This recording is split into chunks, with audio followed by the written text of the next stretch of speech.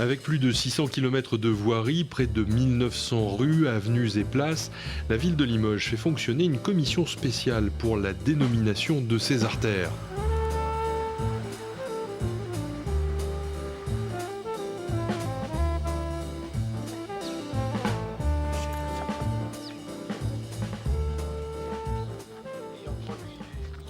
C'est un symbole qui compte pour vous? Oui, beaucoup, étant donné que mon mari avait beaucoup de modestie par rapport à toutes ses œuvres. Il se disait artisan et non artiste, et il avait toujours beaucoup d'humilité. Donc là, je pense qu'il serait vraiment très heureux d'avoir une telle reconnaissance. Avant la cérémonie d'inauguration, le parcours est parfois assez long. Nous avons un groupe de travail qui est constitué d'élus et de responsables de services dans le domaine de l'urbanisme, également le domaine des assemblées, parce que ce sont les assemblées qui préparent le dossier pour la décision. Et ce groupe de travail qui se réunit 3 à 4 fois par an regarde d'une part les rues qui sont à dénommer et d'autre part les propositions de noms. Cela peut être l'actualité, si une personnalité de la ville vient à disparaître, et on est pleinement là dans le cas de la dénomination de voie en hommage à Alain Grafeuil, un maître émailleur reconnu de Limoges.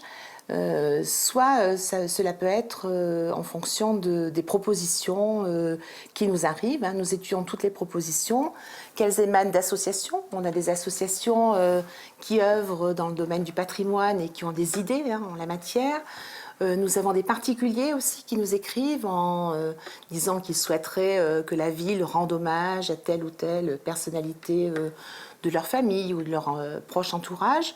Cela peut être une proposition d'élus également. Donc le groupe de travail examine l'ensemble des propositions, et il y a un croisement entre ces propositions de noms et les rues ou places à dénommer. Donc la décision publique, c'est l'acte du conseil municipal, c'est la délibération bien sûr qui est soumise au vote du conseil municipal, une fois que le groupe de travail donc, a émis cette proposition.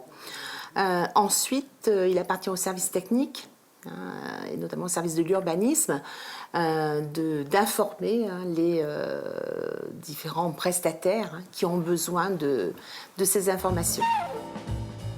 Alain Grafeuil avait son atelier boulevard Louis Blanc et son style caractéristique a marqué plusieurs éditions de la Biennale de l'Émail. L'inauguration d'une rue se fait en présence de la famille, du cercle d'amis et éventuellement des professionnels du secteur d'activité de la personne honorée. Un voisin qui aimait la convivialité, qui savait animer ce quartier avec beaucoup de convivialité, beaucoup d'amis. Et j'avoue que dans le quartier, il nous manque beaucoup.